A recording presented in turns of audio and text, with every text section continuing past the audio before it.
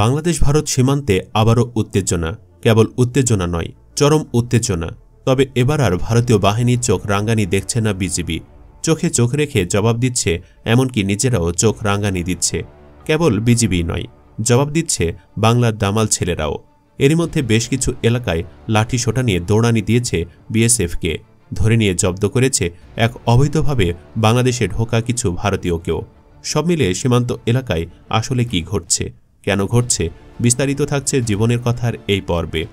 চাঁপাইনবাবগঞ্জের শিবগঞ্জ উপজেলার চৌকা সীমান্তে ভারতীয় সীমান্তরক্ষী বাহিনী বিএসএফ বিনা নোটিশে কাঁটাতারের বেড়া নির্মাণ শুরু করেছিল।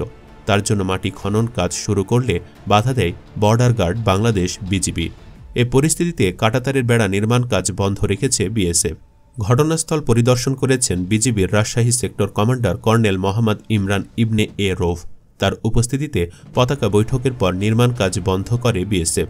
তার আগেই নানান ঘটনা ঘটে গেছে। চাঁপাইনবাবগঞ্জের মহানন্দা ব্যাটালিয়নের প্রেস বিজ্ঞপ্তিতে বিষয়টি নিশ্চিত করা হয়েছে।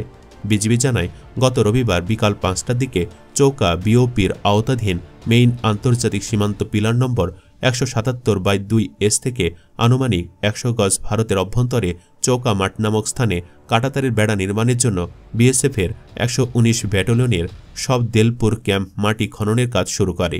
এ ঘটনায় চৌকা বিওপির টহল দল পতাকা বৈঠকের মাধ্যমে বাধা প্রদান করে।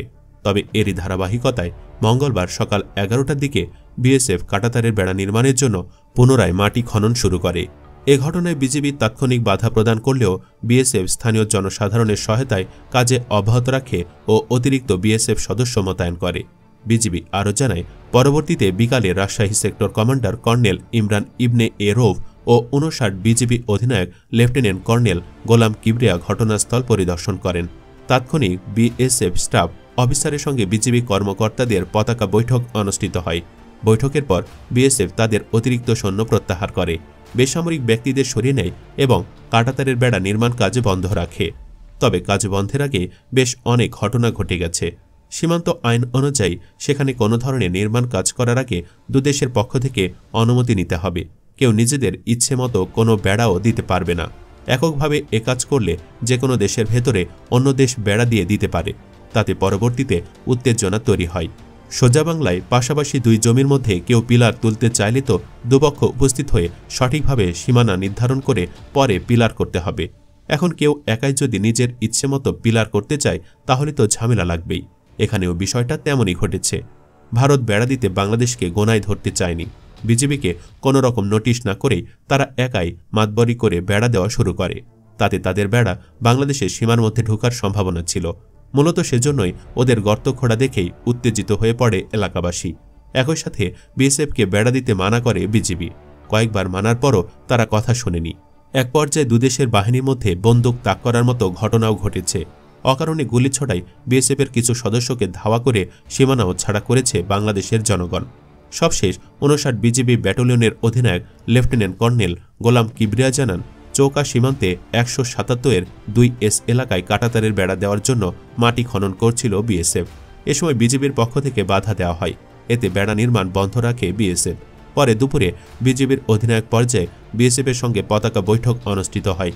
দুই পক্ষ আলোচনার মাধ্যমে বিএসএফ বা বিজিবির হেডকোয়ার্টারে চিঠি বা অনুমতি ছাড়া সীমান্তে কোনো ধরনের বেড়া কিংবা স্থাপনা নির্মাণ করতে পারবে না বলে সিদ্ধান্ত হয়। তার মানে এখানে আমরা বিজিবিকে জয়ী বলতে পারি, কারণ তারা ভারতের আধিপত্যবাদ রুখে দিয়েছে।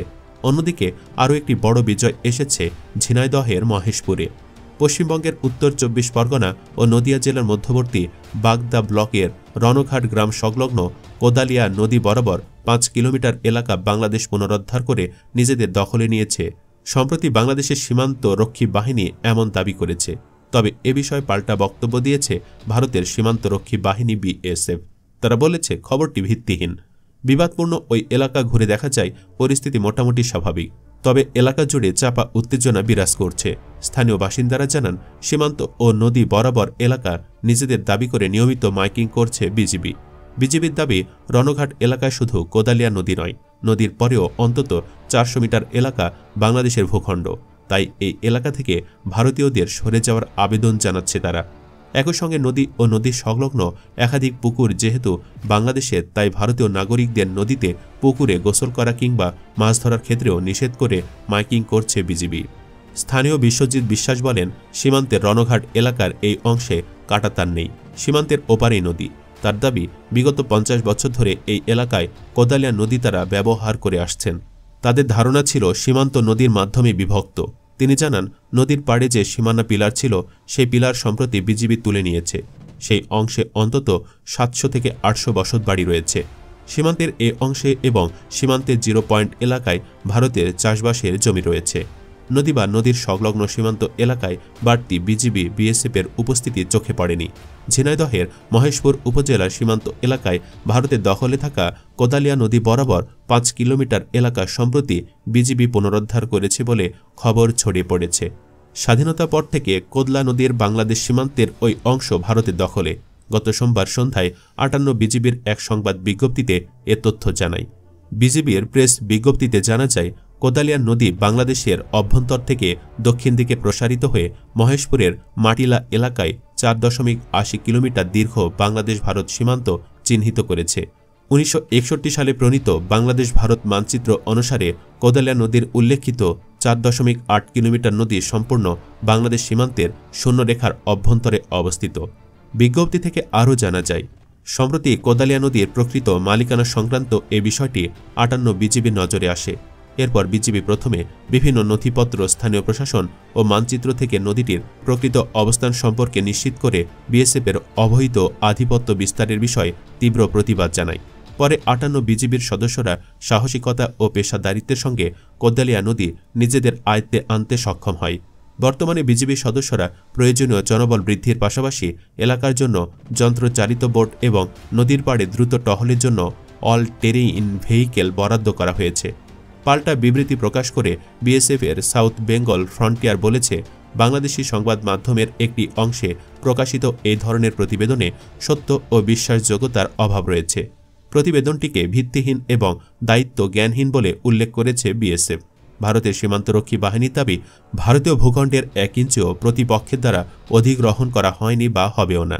বিএসএফ ও বিজিবি উভয়ই ভারত বাংলাদেশ সীমান্ত নির্দেশিকা 1975 অনুসারে তাদের নিজ নিজ এলাকায় শান্তিপূর্ণভাবে অবস্থান করছে, যাতে সীমান্তের অখণ্ডতা নিশ্চিত করা যায়।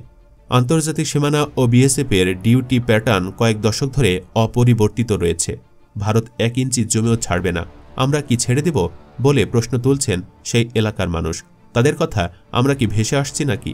ঝিনাইদহের ওই এলাকার মালিকানা যদি সত্যি বাংলাদেশের হয়, তবে কোনোভাবে তা ছেড়ে দেওয়া যাবে না। এতদিন হাসিনার কারণে পারিনি, এখন হাসিনা নেই। ডক্টর ইউনূস সরকারের কাছে তাদের আবেদন, অতি দ্রুত ওই এলাকা নিয়ে তদন্তে নামুন। শুধু রায় দিন, ওই এলাকা আমাদের, তারপরের দায়িত্ব জনগণ নিবে। দেশের মাটি উদ্ধারে অনেকেই প্রয়োজনে জীবন দিয়ে দেবার অঙ্গীকারও করছে। দর্শক, আপনিও কি তাদের সাথে আছেন? কমেন্টে ইয়েস অথবা নো লিখে ভিডিওটি শেয়ার করে দল ভারী করুন। পরবর্তীতে আরও এমন ভিডিও পেতে চ্যানেলটি সাবস্ক্রাইব করুন। ধন্যবাদ।